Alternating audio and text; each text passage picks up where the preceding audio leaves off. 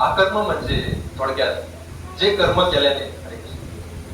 केल्याने व्यक्तीला कुठल्याही कर्माचं फळ भोगावं लागत नाही, त्याला म्हणतात अकर्म.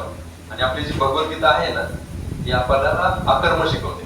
लोक काय म्हणतात, भगवद्गीता रणांगणावर झालेली आहे, कृष्णाने अर्जुनाला चिथावणी दिली आणि अर्जुन लढायला लागला, म्हणजे अर्जुनाला कृष्णाने हिंसक केलं, म्हणजे अर्जुनाला कृष्णाने वाईट मार्गाला लावलं, म्हणजे लोक असं अपप्रचार करतात. पण ऍक्च्युअली गीता काय शिकवतं माहितीये का, अकर्म कसं करायचं. आणि अकर्म केल्याने काय होणार, तुम्ही ह्या जन्म मृत्यू जरा व्याधी हे जे दुःख आहेत, हे चार सगळ्यात महान दुःख आहेत, याच्यापेक्षा बाकीचे दुःख नाही, चार महान दुःख आहेत.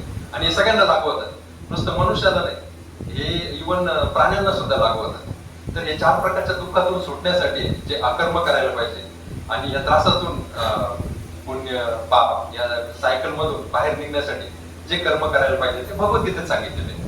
मग अशा प्रकारे मग कृष्ण सांगतात की, आणि भगवद्गीतेमध्ये वेगवेगळे योग दिलेले आहेत. हे अकर्म कसं करायचं हे वेगवेगळ्या योगांमध्ये सांगितलेलं आहे.